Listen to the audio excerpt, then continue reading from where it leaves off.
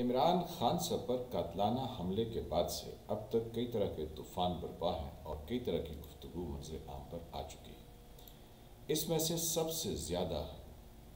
Important بات جو discuss ہو رہی ہے اور لوگوں کی توجہ جس پر مرکوز ہے وہ شہباز شریف، جو کہ بدقسمتی سے اس ملک کے وزیر اعظم ہیں، ان کا وہ بیان ہے کہ supreme court full court commission بنائے اور اس بات کو پروب کرے، یعنی اس کی تفتیش کرے کہ عمران خان صاحب جو کہہ رہے ہیں وہ کتنا سچ ہے اور جو واقعہ ہوا ہے وہ کتنا سچ یا جھوٹ پر مبنی ہے، جس میں ان کو ایک ٹانگ میں گولیاں لگیں پلستر 2 ٹانگوں پر ہے، اور کہا یہ جا رہا ہے کہ وہ سرکاری اسپتال میڈیکل کروانے کی بجائے وہ اپنے پرائیویٹ اسپتال میں جا گھسے تاکہ کسی طرح سے راز کھل نہ پائے کہ اتنی بڑی دیوار جو کہ لوہے کی تھی ان کے سامنے اس میں سے اتنی گولیاں سیدھی نکلیں اور ایک سوراخ سے ان کی دونوں ٹانگوں پر جا لگی۔ یہ وہ بات ہے جس پر سب تشویش کا اظہار کر رہے ہیں۔ ہمارے معاشرے میں اور خاص طور پر پنجاب میں ایک بات کی جاتی ہے، جب کوئی جھوٹ بولتا ہے تو اس کو کہتے ہیں یاد دغیا، یعنی دھوکہ، یاد دغیا تیرے ہی آسرا۔ تو یہاں سب کی باتیں سننے کے بعد انسان اس نتیجے پر پہنچتا ہے کہ سب یہی کہہ رہے ہیں یاد دغیا تیرے ہی آسرا۔ وزیر اعظم صاحب جب یہ فرما رہے ہیں کہ عمران خان صاحب کی باتوں کو سچ یا جھوٹ ثابت کرنے کے لیے سپریم کورٹ ایک فل کورٹ کمیشن بنائے، تو شہباز شریف صاحب یہ کیوں بھول گئے ہیں کہ وہ جو سارے لیٹ 80s اور 90s اور ایون 2008 کے بعد جب وہ پاکستان تشریف لائے نواز شریف صاحب 2007 کے بعد، تو جو کچھ وہ فرماتے رہے اس پر بھی تو سپریم کورٹ کمیشن بنائے کہ نواز شریف صاحب کو وہ ساری باتیں کس نے بتائیں جس میں وہ مختلف طرح کے الزامات لگاتے تھے کہ پیپلز پارٹی بھارت کے ساتھ ملی ہوئی ہے اور یہ ان کی ایجنٹ ہے، اور یوں ان کو بدنام کرتے تھے۔ تو اس پر یہ اپنا جھوٹ عیان ان کا ہو جائے گا اگر کوئی کمیشن بنتا ہے، یا ایون تاریخ کے مزید کچھ سال گزریں گے تو لوگوں کو پتہ چل جائے گا کہ نواز شریف صاحب کتنا جھوٹ بولتے تھے، اور شہباز شریف صاحب پیٹ پھاڑ کے پیسے لانے والی باتیں اسٹیبلشمنٹ کے کہنے پر، جو اسٹیبلشمنٹ انہیں طوطے کی طرح یاد کراتی تھی، جیسے کہ عمران خان کو بھی انہوں نے یاد کرایا، تو اس پر شہباز شریف صاحب بالکل نہیں کہیں گے کہ supreme court full court commission ہے۔ اس کے ساتھ ساتھ سپریم کورٹ پر بھی ایک سوال اٹھتا ہے کہ کیا آیا سپریم کورٹ جو ہے وہ سچی ہے، کیونکہ یہ تو ثابت ہو گیا کہ عمران خان صاحب بھی اسی طرح کے جھوٹے ہیں جیسے شہباز شریف صاحب جھوٹے ہیں، کیونکہ دونوں اسٹیبلشمنٹ سے پکی پکائی کھاتے رہے، ان کی باتیں سنتے رہے، اور جو کچھ وہ کہتے رہے بغیر تصدیق کے آگے بیان کر دیتے۔ اسلام میں تو یہ ہے کہ اگر آپ سنی سنائی بات کو بغیر تصدیق کے آگے بیان کر دیں تو آپ کے جھوٹا ہونے کے لیے یہی کافی ہے۔ اب بات ہے سپریم کورٹ کی کہ وہ کتنی سچی ہے۔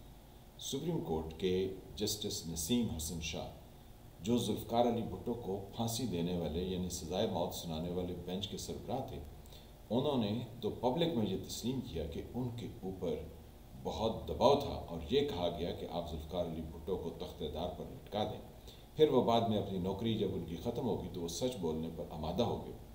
تو یہ ہمیں بتاتا ہے کہ سپریم کورٹ بھی کوئی سچی نہیں ہے۔ پھر اس کے علاوہ بھی سپریم کورٹ کی اور بہت ساری کہانیاں ہیں جس میں نواز شریف کے اوپر انہوں نے وہ ایک ٹرائل کورٹ بن گئی اور جناب سارا مقدمہ کیا، پھر ایک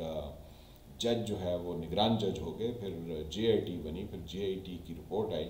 اور پھر نواز شریف صاحب کو الگ کر دیا گیا۔ اس سے پہلے افتخار چودھری، جس کے اوپر پورا ملک دیوانہ تھا کہ جناب یہ جج تو جرنیل کے سامنے کھڑا ہو گیا، اس نے تو پاکستان کی جوڈیشری کو آسمان پر پہنچا دیا، تو اس جج نے کیا کیا؟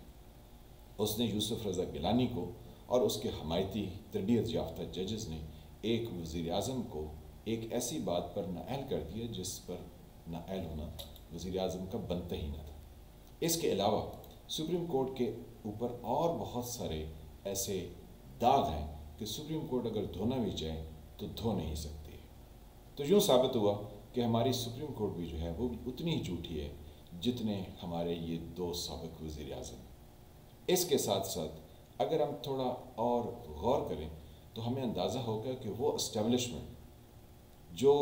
90 دن کا کہہ کے جنرل ضیاء اسلام کا نام لیتے ہوئے مذہب کے شہدائی، اسلام کے مجاہد اور نہ جانے کیا کیا انہوں نے اپنے آپ کو القابات دیے، تو وہ 90 دن کا کیا ہے، تو اس کے بعد وہ 11 سال تک اس ملک پر مسلط رہے۔ ان کا دل ہی نہیں چاہتا تھا کہ وہ اقتدار کو چھوڑیں، جیسے ان کے ہونہار ثبوت اعجاز الحق اس وقت بتاتے ہیں کہ شہباز شریف صاحب ڈگی یعنی گاڑی کے ٹرنک میں چھپ کر جرنیلوں سے ملنے کے لیے جاتے تھے کہ انہیں اقتدار میں سے حصہ دیا جائے۔ تو یہ وہی اعجاز الحق ہیں جو جنرل ضیاء کے سپوت ہیں، ان کے بیٹے ہیں، اور نواز شریف کے بڑے چہیتے تھے، اور کئی طرح کی گز بھر کی زبان لمبی کر کے ہمیں اپنی بکواسات سناتے رہے۔